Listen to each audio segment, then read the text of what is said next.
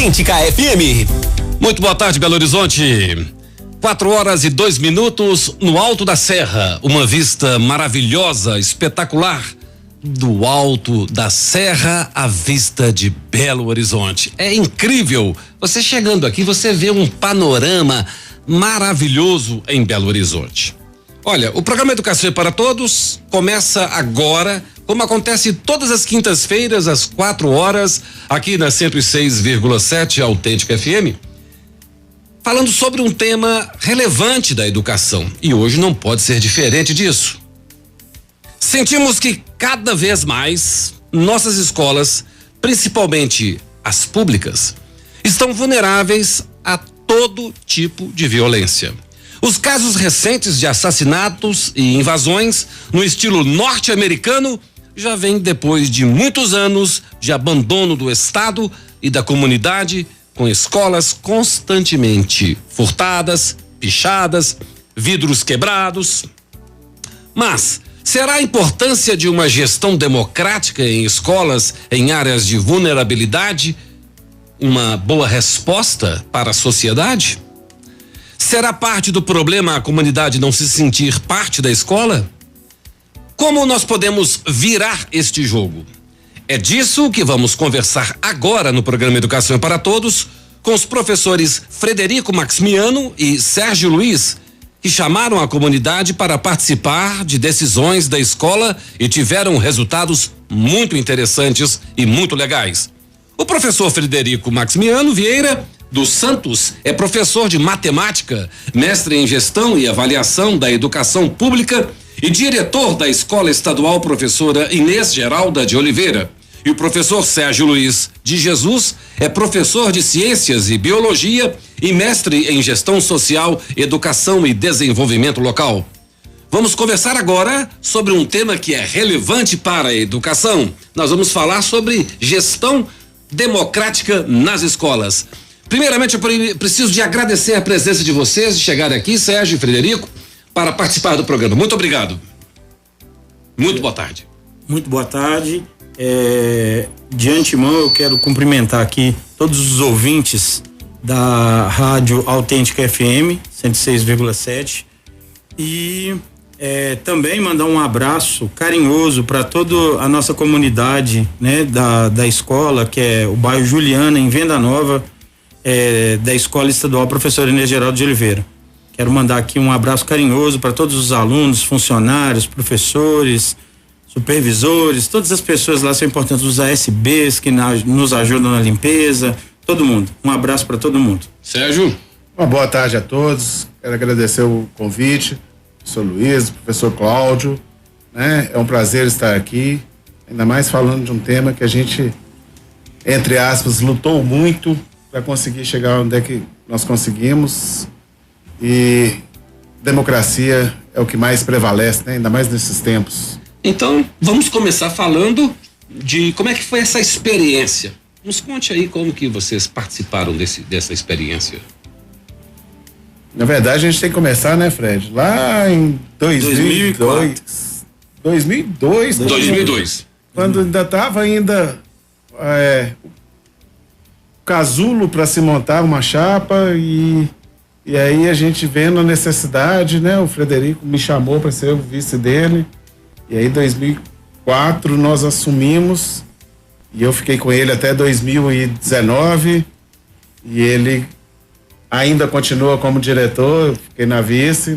É uma parceria e foi com duas parceria, décadas. Sim. Que bacana. Né? E que a gente pegou uma escola muito degradada, com furtos acontecendo de forma constante, né? Escola com pichações, com os vidros quebrados, e mudamos essa realidade. E como é que foi? Como é que foi o primeiro passo? Bom, como o professor Sérgio acabou de falar, foi nós entramos, a gente era cheio de esperança de mudar as coisas, de querer fazer diferente, e nós, no início foi muito difícil, muito difícil. A escola passou quase 26 anos sem nenhuma reforma, E as pessoas, quando nós assumimos que nós falamos que a nossa proposta era de traçar metas para fazer uma mudança na escola, de fazer reforma, a escola não tinha quadra, sabe? A escola não tinha... A cantina da escola era um trem horroroso, a gente tinha uma sala que passava água de chuva dentro da sala, canaleta de água de chuva passava dentro da sala. Quando chovia, os meninos tinham que levantar as pernas. Frederico, vamos chamar a atenção que a escola é estadual. Escola lá no bairro Juliana, estadual, em Venda Nova. Isso, em Venda Nova.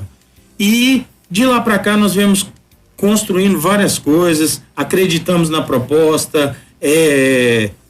Eu não acredito muito na palavra sorte, mas eu dei um pouco de sorte também. Demos um pouco de sorte, né? É porque eu acredito na questão de que, como Deus, acredito que Deus é justo, tudo que você planta, você colhe. Então, o que veio acontecendo nesse momento todo, a gente tinha plantado quando nós éramos professores. A semeadura é opcional, né? Mas a colheita... Com certeza virá. É obrigatória. É obrigatória. Então, viemos construindo um trabalho dentro disso, começamos a envolver mais os professores, a comunidade, a escola. Quando nós assumimos, a gente levava um ofício para a Secretaria de Educação, parecia que o nosso ofício era a gente entregava na mão da pessoa, parecia que aquela pessoa pegava assim e jogava o ofício no... Nada, não saía nada pra gente. Você não vai acreditar, propaganda sabe? Política, né? Você não vai acreditar. Você fala assim, não tem condições. Gente, eu tô lá pedindo, o pessoal tá vendo e tal. Até que as coisas começaram a virar o jogo, sabe? Com muita persistência, sabe? Muito trabalho, muita dedicação. As coisas começaram a ir entrando no formato que a gente queria. Lutamos muito pra fazer as coisas acontecerem. E aí, quando saiu a primeira verba pra gente fazer uma reforma, muita gente falou assim, não acredito, não vai dar certo e tal. E começou as coisas acontecerem positivamente.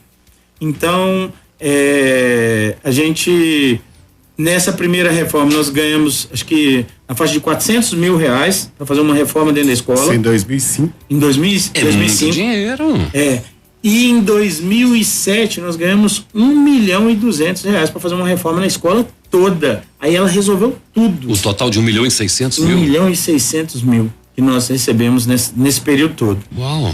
Só lembrando, né, Fred, que toda essa verba que chegava, a primeira coisa que a gente fazia era convocar o colegiado, e o colegiado a gente fazia questão que tivesse todos os segmentos da escola, e o colegiado que decidia o que fazer com essa verba. Nunca foi a direção. Sempre foi o colegiado que decidiu. Então, a nossa gestão democrática, ela já começou da nossa escolha. Não foi a gente que escolheu a entrar para a direção. Foi a escola que nos propôs para poder que nós entrássemos pelo trabalho que a gente tinha dentro de sala de aula para representar os nossos colegas professores. Então, vamos explicar melhor para os ouvintes o que é gestão democrática. Então, a gestão participativa. É a gestão, né, em que, pelo menos é o que a gente pensou, né, Fred? É a gestão que necessariamente tinha que vir uma voz daquelas pessoas que mais seriam beneficiadas com tudo, com o processo educativo, que são, primeiro, a nossa comunidade escolar, depois o nosso corpo docente, que a gente também não poderia esquecer do nosso corpo docente, né? Porque a gente entendia que estava afastado os nossos discentes dos docentes e vice-versa.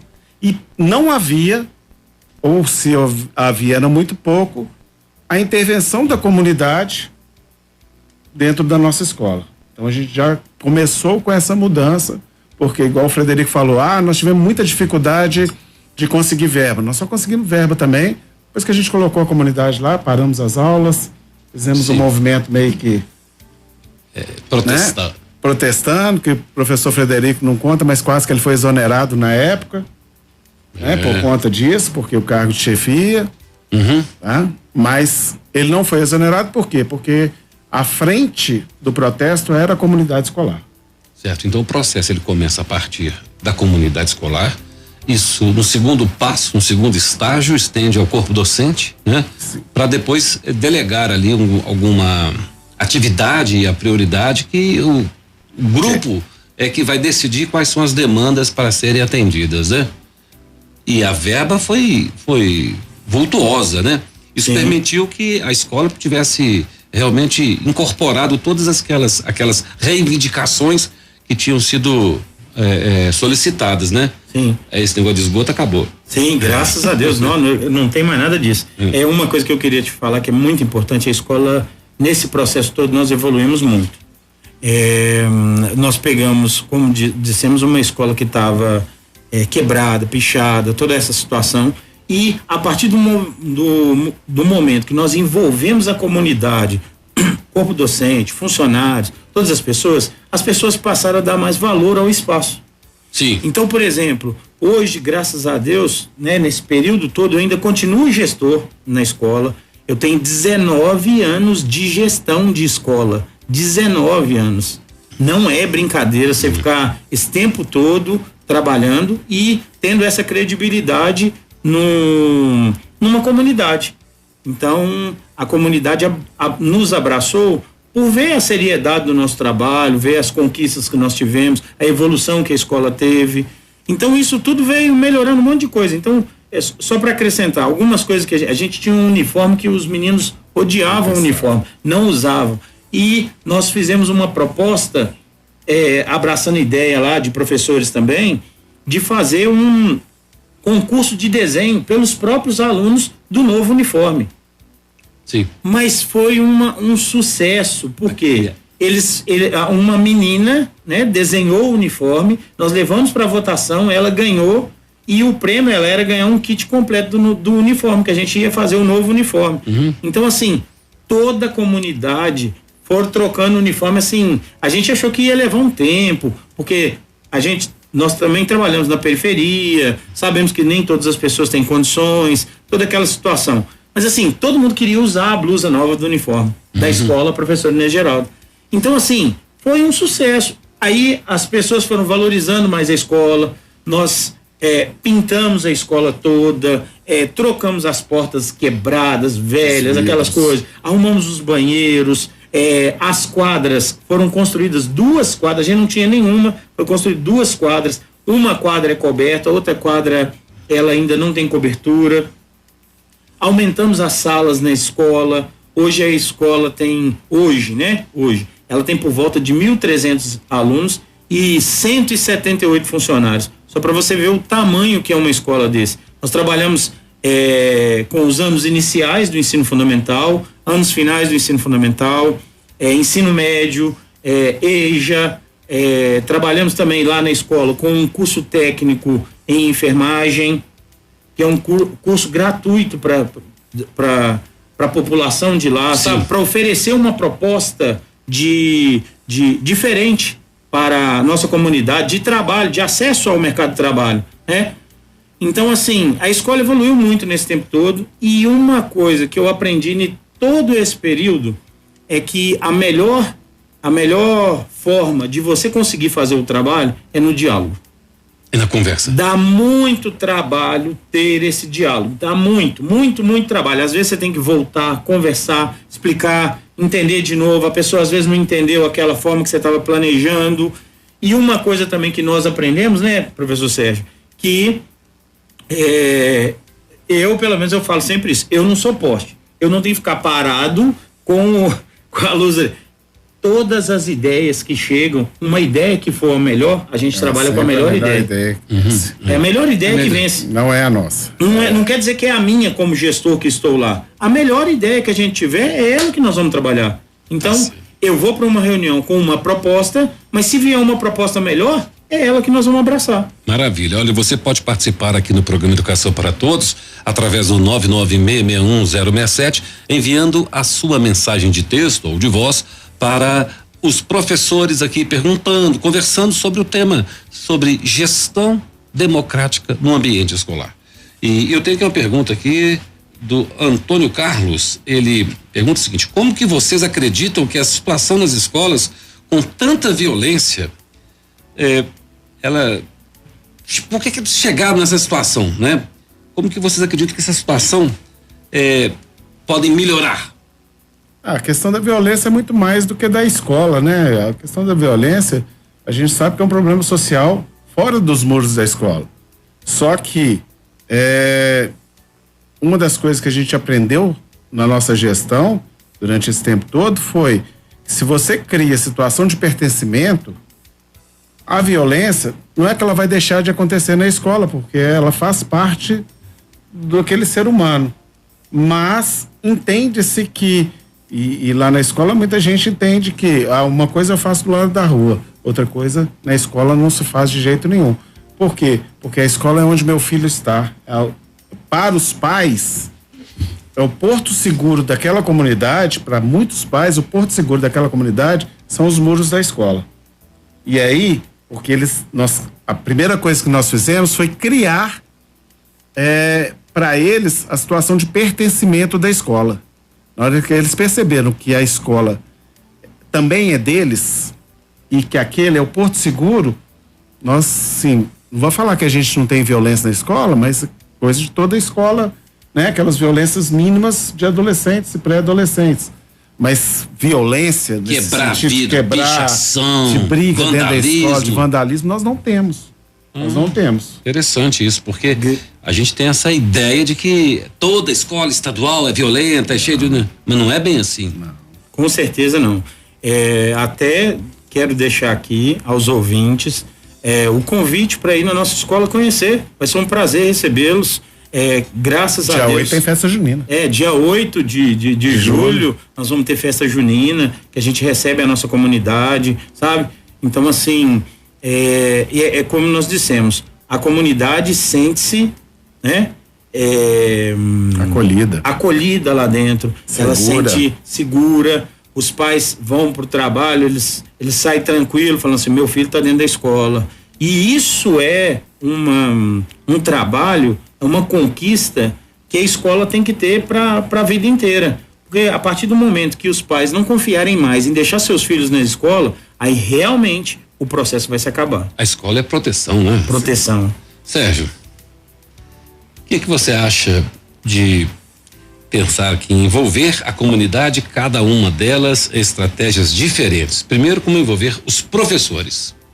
Então, escutá-los, ir à sala dos professores. Não pode ter um segmento da sala da direção e da sala dos professores. Não pode ter um segmento simplesmente eu dou a ordem e os professores cumprem. Porque se você entender que e agora é muito interessante para eu falar isso, porque eu estou do outro lado agora, né? Eu voltei para o outro lado, eu voltei para a sala dos professores. Então, se você entender que é questão de grupo, né? E existe hierarquia, sim, né? Existem os cargos e tem que se considerar as hierarquias, mas não funciona uma hierarquia sem o sentimento de grupo. Ô Frederico, e com relação à equipe da escola, como é que você pode envolvê-los? Olha, eu trabalho, como eu te disse, há 19 anos na questão da gestão da escola, e a única forma que eu encontrei, que eu acho que é a bem mais sucedida, né? É o diálogo. É chamar o pessoal e ter uma conversa, estar junto deles, mostrar que a gente está junto. Eu acho que é isso que contribui, sabe? Por exemplo, eu só queria acrescentar aqui que às vezes a Secretaria de Educação nos manda aqueles ofícios para cumprir certas coisas, para fazer e tal. Se você chegar o ofício e levar diretamente para a sala dos professores, é só falar assim, gente, é para cumprir isso aqui.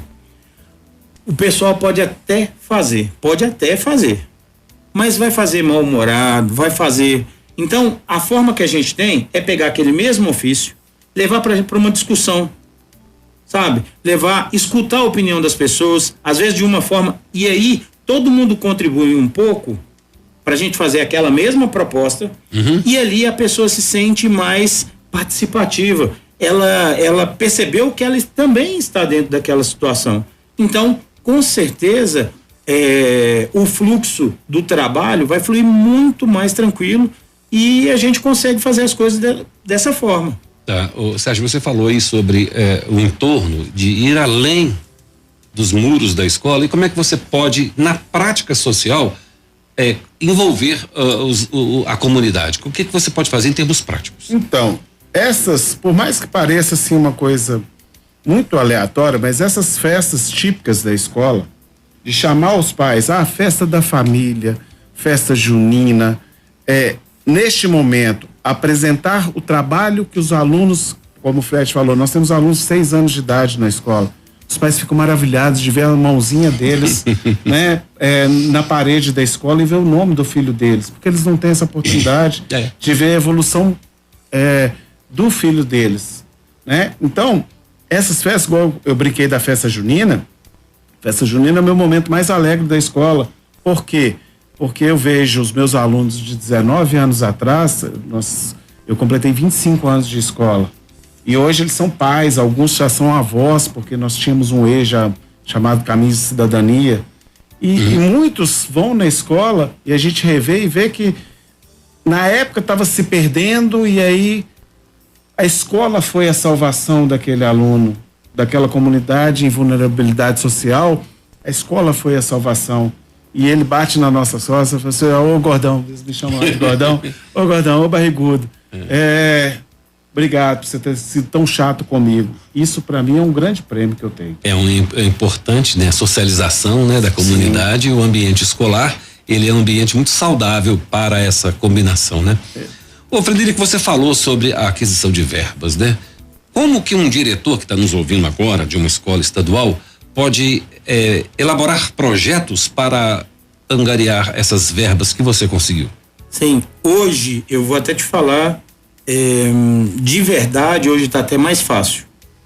O atual secretário da Educação, ele foi diretor de escola. Então ele é um cara que tem uma visão mais do chão da escola, sabe? Ele é um cara que tem uma vivência de escola, de trabalhar com aluno, de professor, então isso ajuda muito, sabe? Tem ajudado muito. Muita gente hoje, porque a gente pertence, o meu núcleo é de Venda Nova, né? Então, assim, eu encontro com os diretores de Venda Nova, assim, muita gente sempre tá falando que hoje as coisas estão mais fáceis de chegar. A burocracia da Secretaria de Educação é sempre a mesma, né? Isso não tem jeito, né? O Estado ele tem que ter né, uma burocracia para a gestão. Sim, natural, para a gestão. Mas não como uma barreira, né? Sim, com certeza. Mas hoje está mais tranquilo nesse ponto, sabe? Então, assim, eu quero, se tiver algum diretor ou os diretores que estão ouvindo nesse momento, pode sim procurar a sua regional, procura as pessoas, os representantes da regional, porque as demandas chegam sim ao secretário e ele é um cara muito solícito nesse ponto.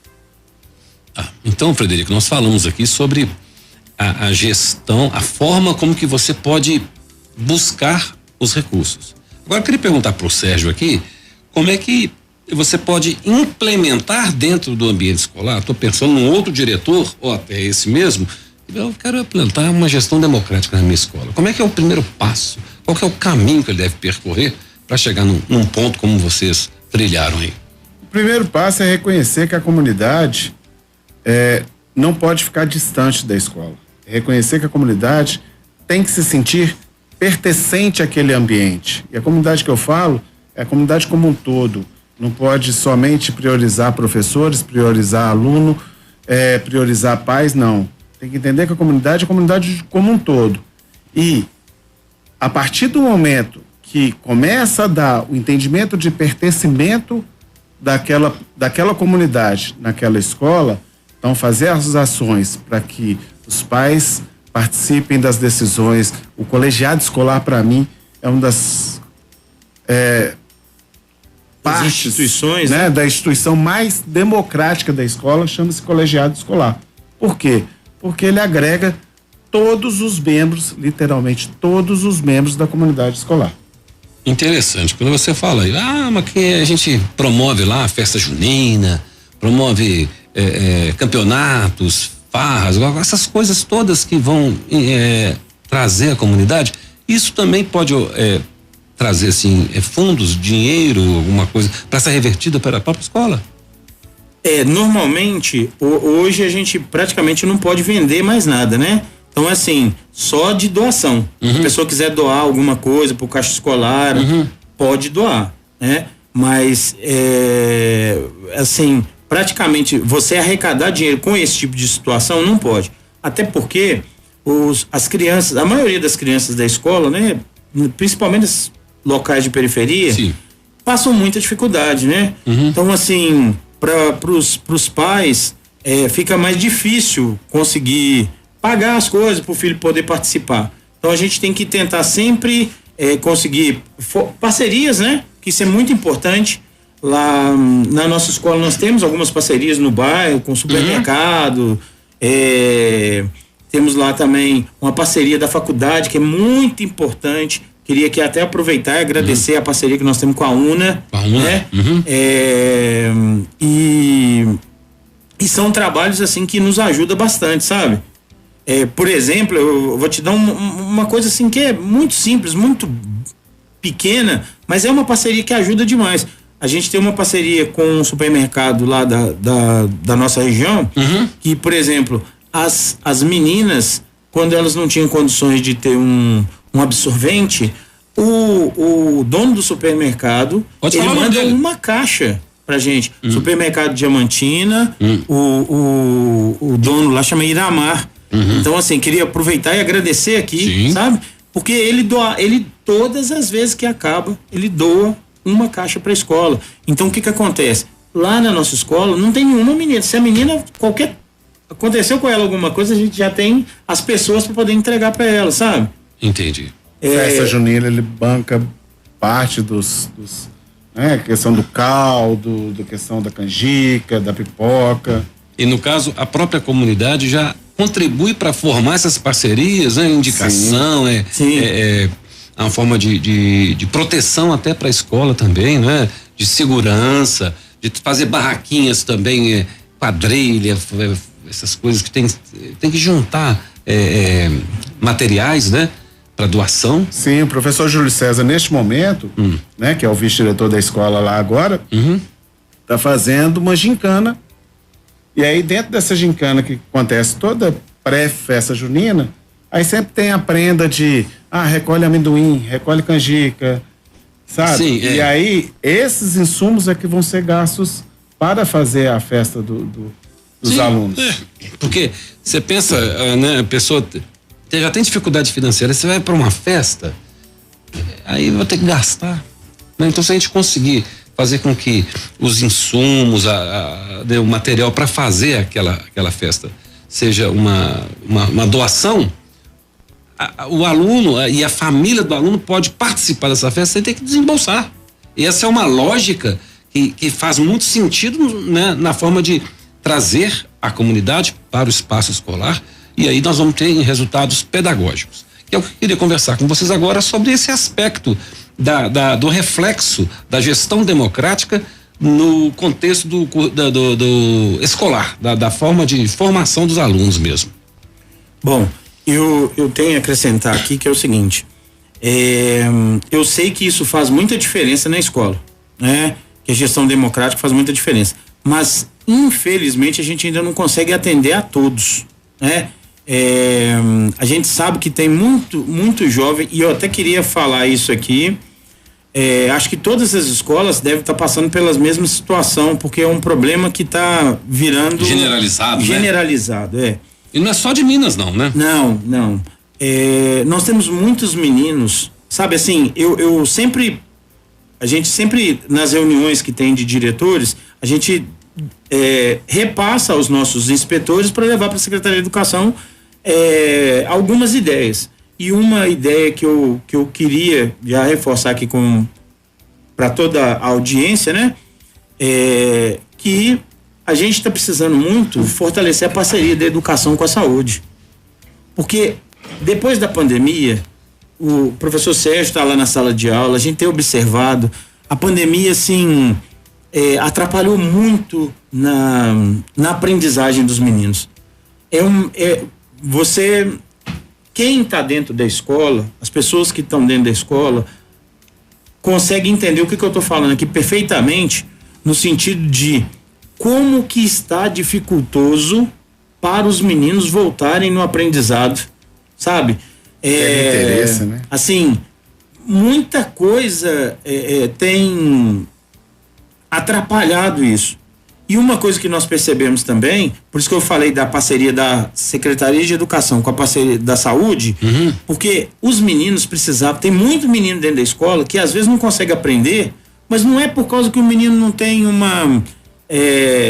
só porque ele não quer ou qualquer outra coisa. É porque, na verdade, ele precisava de um apoio, até um apoio médico, sabe?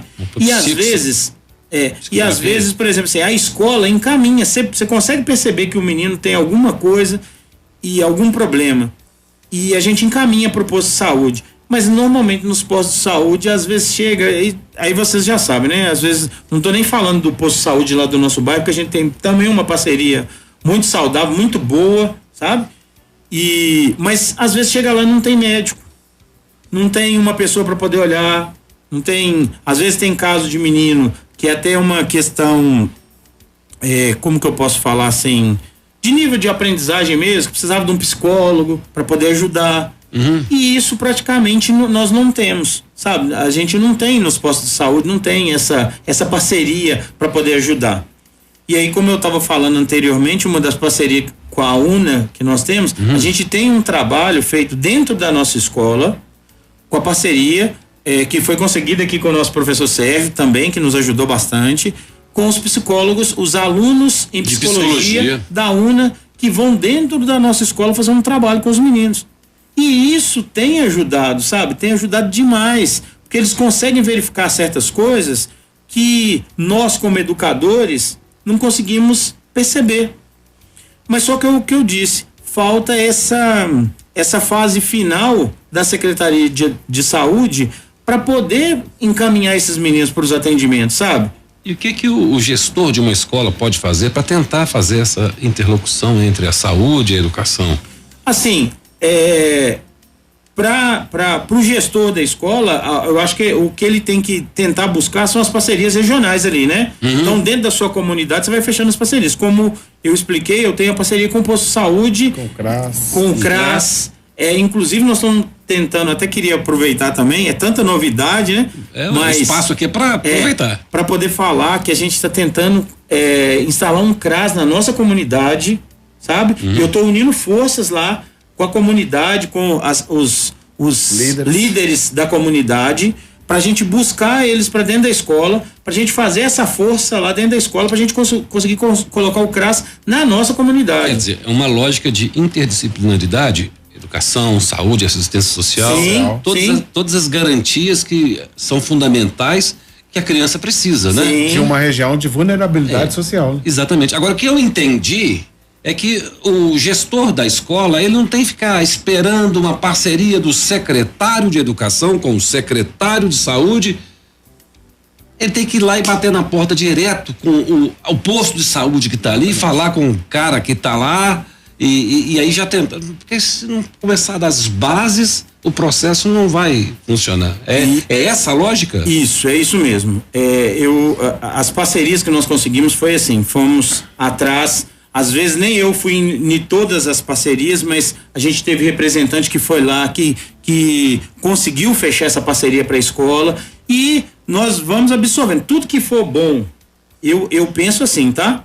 Tudo que for bom para a minha comunidade, que vai dar um resultado, eu abraço aquela parceria e falo assim, nós estamos juntos. Então quer dizer que o diretor escolar não tem que ficar sentado atrás de uma mesa como executivo, não. Se ele ficar, acredito que eu não sei trabalhar dessa forma. Tá? Às vezes tem algum colega gestor que trabalha dessa forma e se dê bem. Sim. Mas eu tô lá junto com o pessoal, tô lá na mão na massa.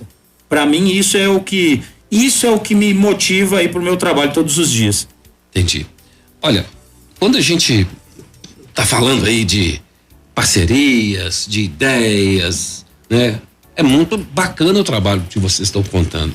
Mas isso para implantar numa região diferente da de vocês, é um processo que precisa de encorajar os gestores, inclusive o corpo docente, que é quem vai poder dar esse pontapé inicial, né? O que a gente pode dar de recado aqui, o que eu quero saber de vocês, Sérgio e Frederico, quais são as dicas que nós podemos dar para os docentes, para fomentar esse tipo de coisa, para poder provocar isso dos seus gestores?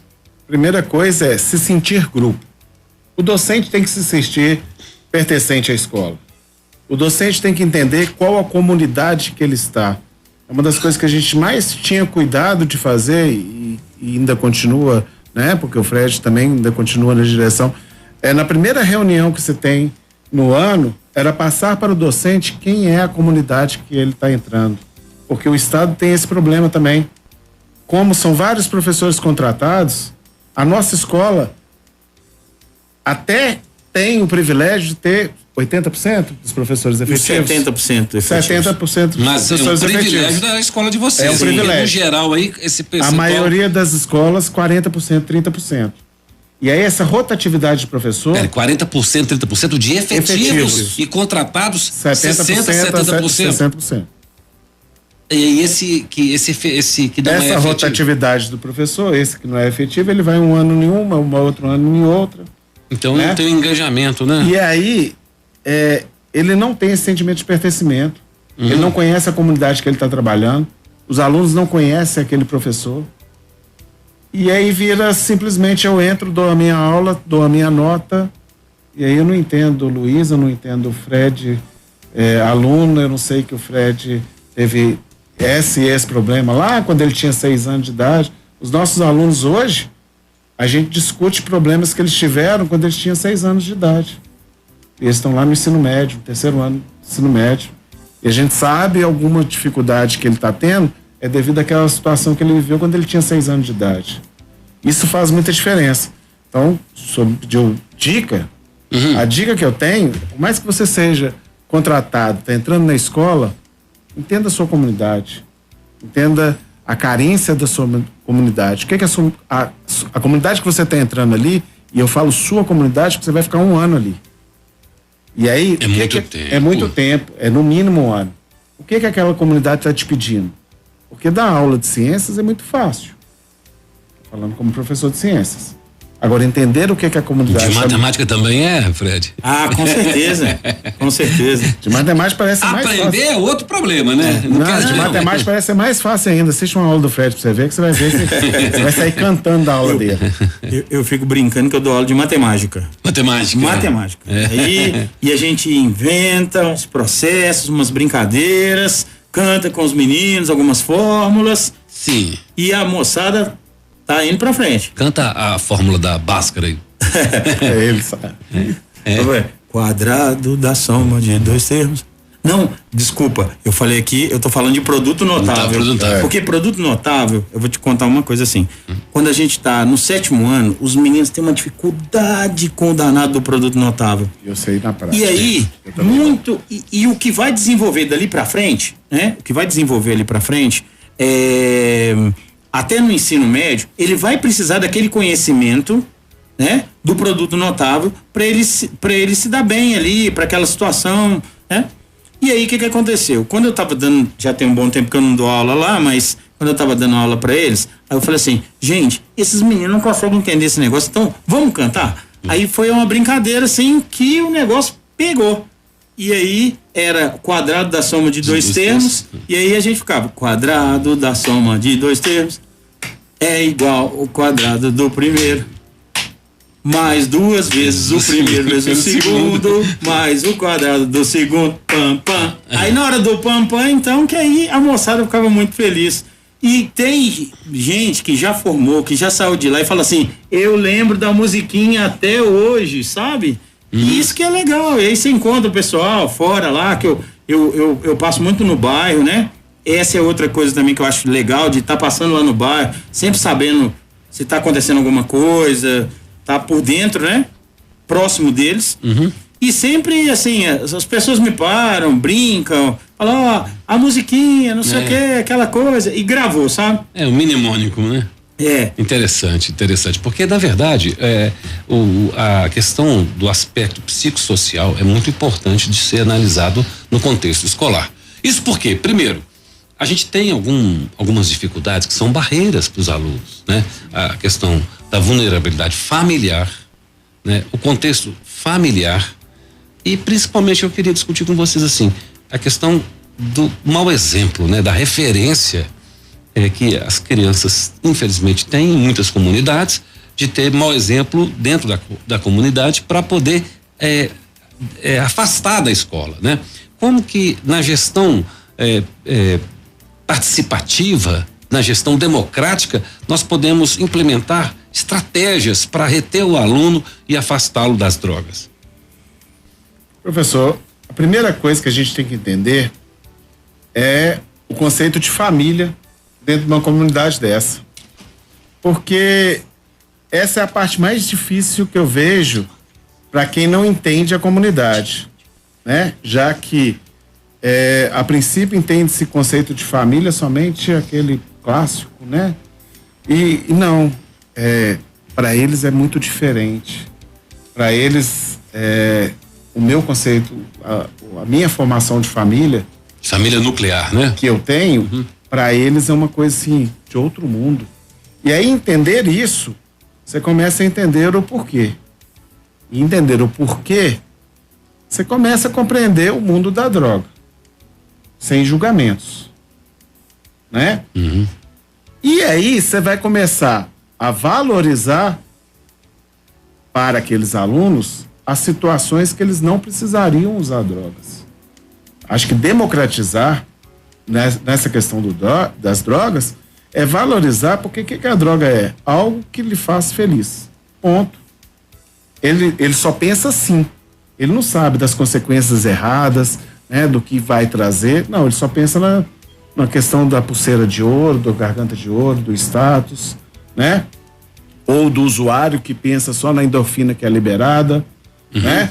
Mas, a partir do momento que você mostra para aquela comunidade, né, que tem outras formas de se liberar a endorfina, que tem outras formas de se criar status, eles começam a perceber que existe o outro lado da droga que é fato, que é o lado perverso da droga, e que ele pode viver sem ele. Então a gestão democrática da escola, estrategicamente falando, ela é capaz de contribuir para o processo de formação do cidadão dentro do espaço escolar. Sempre. Não é isso? Com certeza. Através de estratégias, de trazer o aluno para dentro de sala de aula, acompanhar, como você disse, acompanhar. Eu achei interessante por isso que você falou, Frederico, que você passa o olho da comunidade, você não fica só dentro da escola. Sim. Você não vai e depois vai embora. Você permeia ali, você passeia ali pela comunidade da escola, né? Mesmo não morando na comunidade, eu sempre vou à comunidade, sabe? Sabe, eu vou à igreja na comunidade, e vou em qualquer uma que me convidar, sabe? Não tem isso de falar assim, você vai na igreja católica, na igreja evangélica, onde que me chamar, eu vou, falar, olha, dá pra mim ir, eu vou, levo a minha família, sabe? Então, são valores que a gente mostra para os meninos dessa questão que com certeza vai fazer diferença na atitude deles, né? Outra questão também que eu acho muito importante sobre essa questão de drogas, muitas vezes a gente também não fica, como que eu posso falar aqui? Eles não ficam, a gente não fica num tom pejorativo Sim. Porque às vezes o menino tá ali e o pai dele trabalha lá na Pois boca, sabe? Então, mas o que a gente tenta mostrar para eles é que existe um outro mundo fora daquele contexto que ele tá vivendo. Porque ele tá acostumado a ver, às vezes, o pai que já foi preso, o pai apanhando de polícia, sabe? Então, assim, e a gente tenta valorizar essas questões no sentido de que isso, sabe? Que a gente sempre fala no futuro, assim, né, a alternativa para ele não passar por a mesma situação. Ele não precisa de passar por isso. Sabe? Né? Nós os dois que estão aqui, são pessoas que vieram de periferia também, sabe? Eu dou graças a Deus que eu tive uma mãe muito brava que me fez estudar, e eu cheguei aonde que eu cheguei foi por causa disso. Então, assim, muitos dos meus colegas de infância se perderam. Muitos na comunidade que eu morava, muitos acabaram mexendo com coisa errada, foram presos, sabe? Então, graças a Deus a gente teve uma pessoa que orientou e a gente seguiu o fluxo, né? Então, e isso, mostrar o exemplo para os meninos, você tá ali presente, você tá junto, dentro da escola, tem hora que a gente tem que pegar firme mesmo, ser duro e tal, e tem hora que eu tenho que dar um abraço, e às vezes até chorar junto, sabe? Tem coisa que os meninos contam pra gente que você fica assim, meu Deus, eu não sei nem o que falar pra eles, sabe? Então da mesma forma que você tem que ser duro, firme, tem que ser carinhoso, tem que ser entender, né, que eles estão passando. Entender a parte que o menino está passando. E muitas vezes, muitos deles se espelham em nós. O espaço escolar deve ser um ambiente acolhedor. Sim. Não é isso, Sérgio? Sempre. Né? E essa estratégia da gestão democrática, né? A gente pensar assim, olha, para um gestor de uma escola, ele não tem que pensar apenas os conteúdos pedagógicos, os conteúdos curriculares. Ele tem que pensar na estratégia de promover a cidadania, né? Fazer com que o aluno ele seja retido na escola para evitar assim a evasão escolar, evitar aí a repetência, né? O resultado.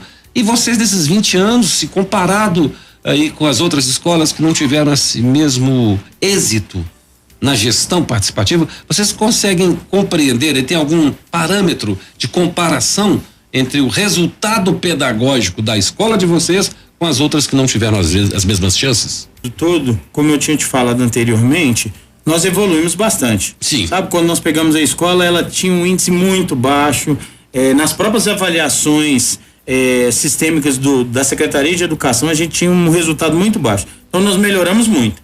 Mas depois da pandemia, deu uma queda geral em todas as escolas, sabe? Depois da pandemia, teve assim, realmente a gente voltou com muita dificuldade, os professores têm falado muito sobre isso, foi muito negativo, sabe? Eu vou falar com você de verdade, muito negativo uma criança não ir na escola, foi muito negativo mesmo, uma criança não ir na escola e ficar mexendo no celular o dia inteiro, porque o pai, muitas das vezes, quando deu aquele meio da pandemia, que assim começou a liberar o povo, o pai tinha que voltar pro trabalho, que ele às vezes não tinha nem condições de ter uma comida em casa, nem nada, então ele teve que voltar, e deixou esse menino dentro de casa com um celular mexendo.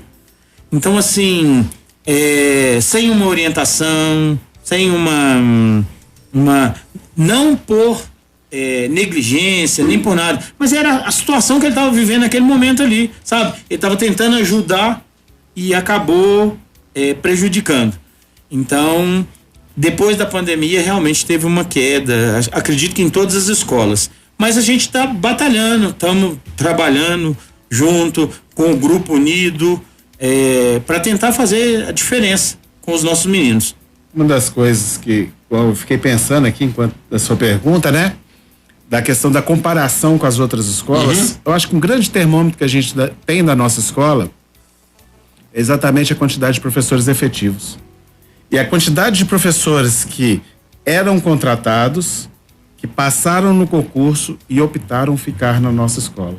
Ele poderia ir para qualquer escola, né, que tivesse vaga, e tem várias escolas com vaga, mas ele optou voltar para a nossa escola por entender que ali é um ambiente democrático, por entender que ali é um ambiente de ganho pedagógico. E que a gente tem que pensar também na saúde mental dos professores, sim, né? Sim. E isso é um fator de decisão na hora dele escolher para onde que ele vai, porque ele até então tem um certo poder de escolher para qual escola ele vai ficar, mesmo sendo efetivo. O contratado, né, normalmente não tem. O contratado assim, tem vaga em tal escola, beleza, vou para lá para não ficar sem emprego. Mas o efetivo. Mas o efetivo, a partir do momento que tem a vaga na escola, ele pode escolher na escola A, na escola B, na escola C, e a grande maioria dos professores que passaram no concurso, que foram professores contratados na nossa escola, voltaram para ser efetivos. Que bacana, que processo bacana, né? Agora, a gente percebe muito que, inevitavelmente, as tecnologias da informação, da comunicação, as tecnologias digitais, elas fazem parte do percurso escolar pedagógico no mundo inteiro. E uma escola estadual, ela não pode estar fora disso, né? E nós temos que pensar nas ferramentas digitais de aprendizagem, a aprendizagem móvel como um fator muito importante para a educação. E a hora que você coloca o celular na mão do aluno, você tem que conscientizá-lo de hora de brincar, hora de estudar, hora de trabalhar, né? E essa política sobre o uso dos aparelhos, que nem todo mundo tem, né? Existe alguma forma de você poder democratizar isso dentro do espaço escolar para que todos tenham, para que a maioria tenha o acesso às tecnologias digitais? A gestão participativa pode ajudar de alguma forma? Olha, eu vou falar da minha experiência de sala de aula, porque a gente teve um período em que o governo do estado cedeu o celular para alunos do ensino médio, né, Fred? Foi 2020, 2019, 2018. Uhum. E aí, uma das coisas que aconteceu na nossa comunidade foi os meninos venderam o celular. Então, assim, ainda eu não consigo te falar como ser democrático nesse ponto, porque eu, como professor, eu já entendi que eu não posso dar uma aula de 40, 50 minutos falando lá porque os meninos têm um TikTok de alguns segundos. Eu já entendi que eles estão numa outra vibe agora, né?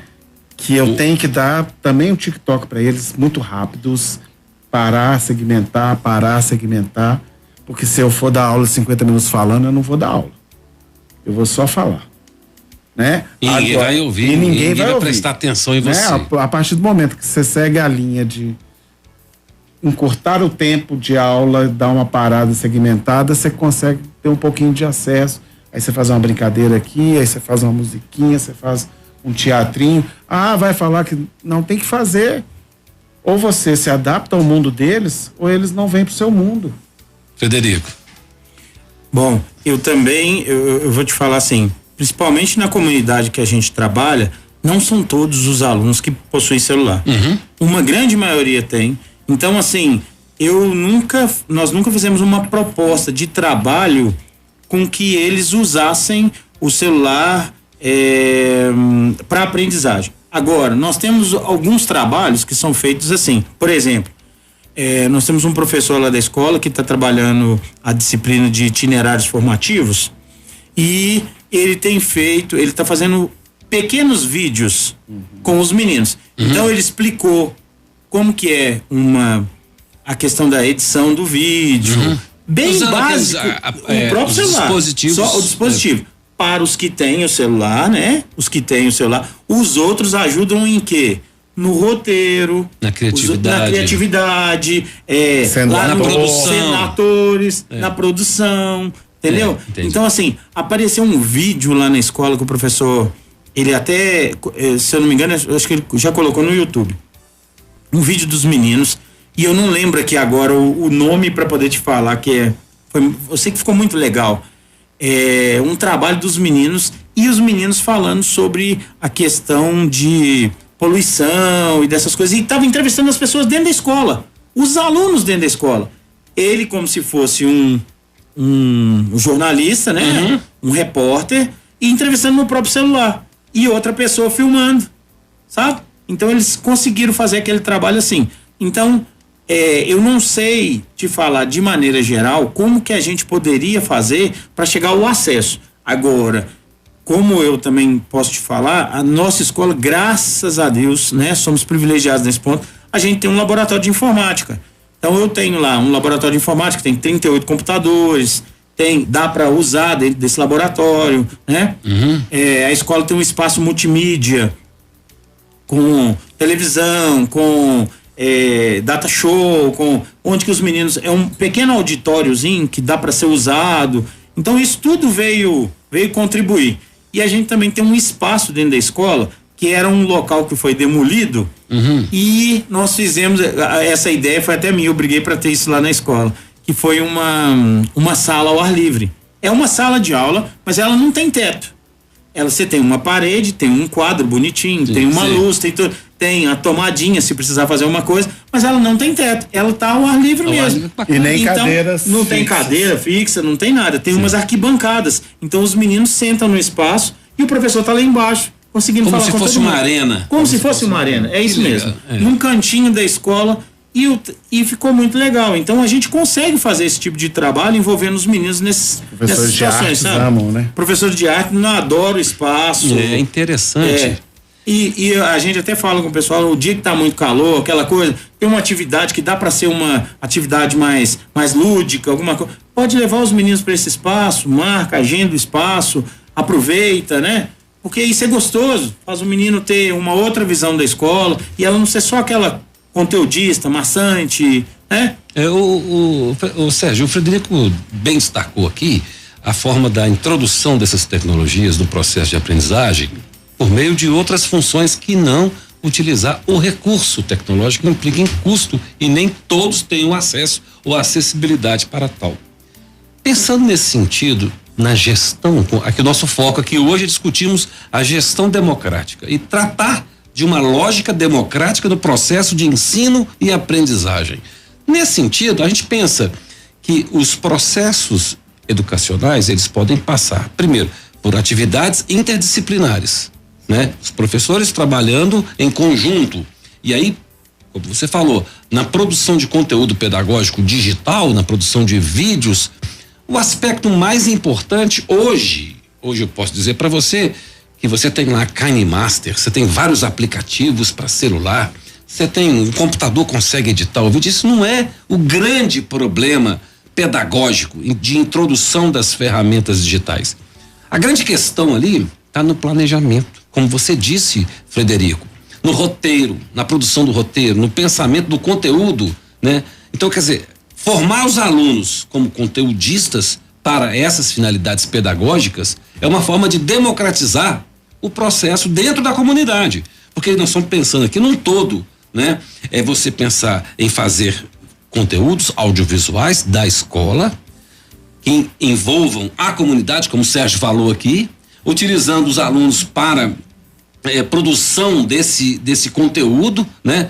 Como o Frederico falou, e a incorporação de todas as áreas do conhecimento dentro do ambiente escolar pelos professores para poder intercalar. É uma forma democrática de gerir a administração dentro da escola, correto? E democracia também é fomentar a possibilidade de entender habilidades que saem dessa ciências, matemática, português, que é uma atividade dessa. Qual aluno dali, daquela comunidade, tinha pensado que ele poderia talvez trabalhar como editor de filme, ou que ele poderia trabalhar como um roteirista? E aí ele se vê, fala, olha, eu gosto disso, eu sei fazer isso. Frederico. Além de ser exemplo para os outros, que olha que bacana. Nós estamos falando aqui de uma turma que produziu um vídeo e o vídeo foi para a internet, está nas redes sociais. Os outros meninos da escola que viram, falam assim, nossa, mas eu quero fazer um negócio desse aqui também, isso aqui é muito legal. E aí ele começa a interessar por uma outra forma de aprendizagem, né? Por exemplo, aí nessa questão, o roteiro, você pode trabalhar com língua portuguesa, você pode acrescentar várias coisas ali dentro, pode fazer uma revisão da linguagem usada. Então, tudo isso vem contribuir, sabe? Isso realmente, eu acredito que essa é a questão, essa faz a diferença na gestão democrática, trabalhando diretamente com os meninos. E principalmente, o que eu te falei aquela hora, os bons exemplos. Nós temos que valorizar os bons exemplos. Assim, muitas vezes, né, a gente vê os jornais, aquelas coisas, só mostra os desastres, não sei o que dá mais audiência. Mas tinha que mostrar os bons exemplos. Tem muita coisa boa, tem muita escola que tem muito trabalho legal, sabe? Igual a gente tá falando aqui para diretores, às vezes o diretor tá lá pensando assim, pô, mas eu faço um negócio assim muito legal na escola, e às vezes não tem a oportunidade de mostrar, sabe?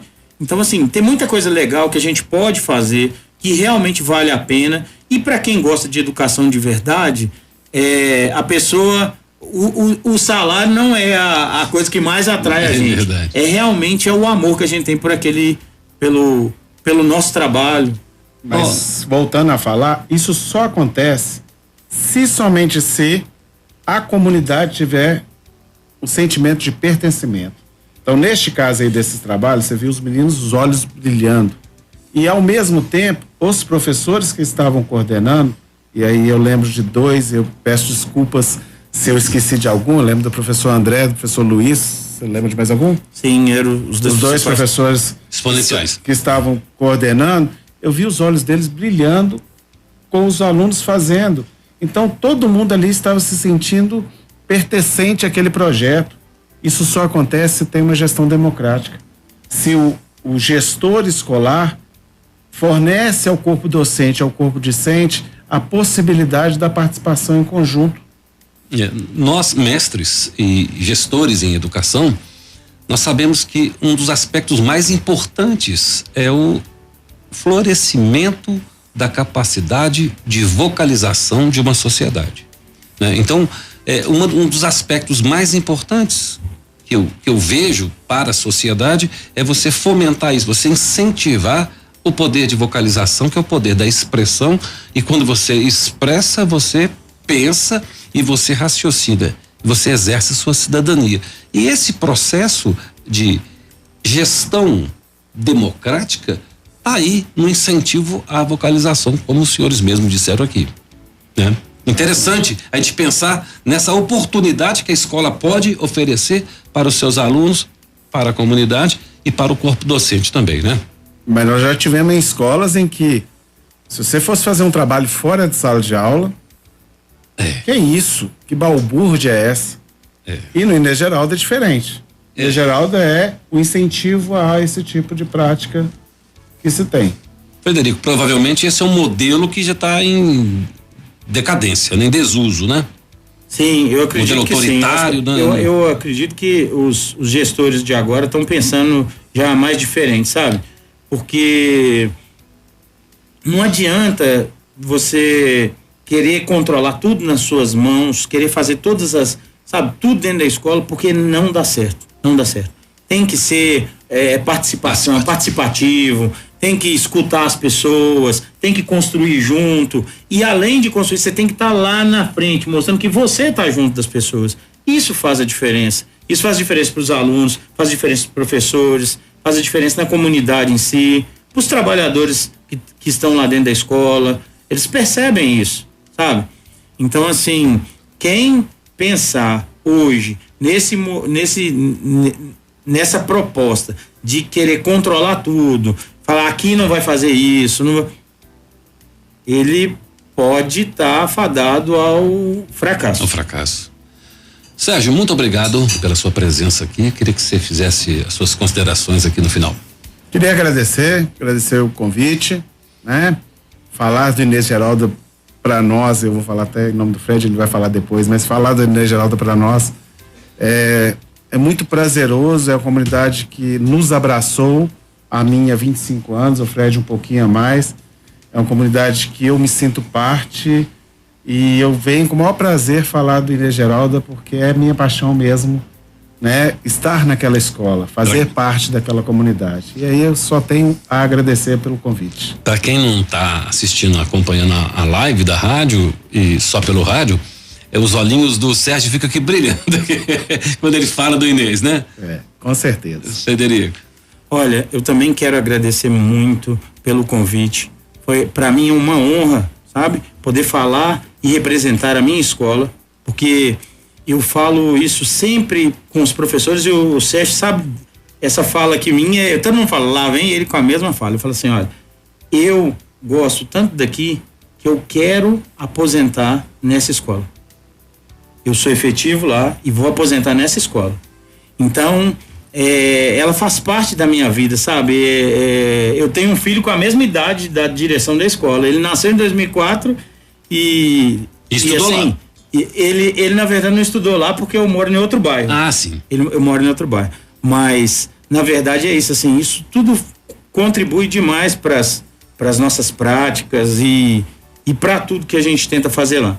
Então, eu quero também, nesse momento aqui, não deixar esquecer de forma nenhuma. Eu quero muito agradecer o meu amigo, além de ser amigo, nós somos parceiros, o professor Sérgio foi meu parceiro na direção por 15 anos.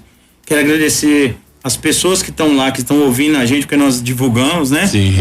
Para todo mundo lá da escola, para os vice-diretores que estão lá agora, para os ASBs, para o pessoal da secretaria, os ATBs, para supervisoras, professores e principalmente para os nossos alunos. Quero deixar aqui um beijão para eles, que eles continuem acreditando que a escola pode fazer a diferença na vida deles.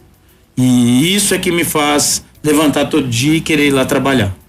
Muito obrigado pela presença de vocês aqui na rádio, que vieram aqui contar um pouco e nos ensinar como que é possível fazer uma gestão participativa, uma gestão democrática no ambiente escolar.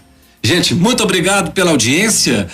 O bairro Juliana é um bairro afortunado, né? Porque tem uma escola muito bem gerida por esses professores brilhantes que estão aqui. Muito obrigado pela participação e vinda de vocês aqui na rádio. Com os trabalhos técnicos de Rony de Souza, produção de Cláudio Magalhães e coordenação de Deisiane Avelino, com apoio cultural da Faculdade Multivix EAD Polo Santo Antônio, telefone 31 988774362. Nós terminamos aqui o programa Educação é para Todos, que volta na próxima quinta-feira, às 4h. Muito obrigado, Rony. Um grande abraço e até quinta-feira. 0 Autêntica FM.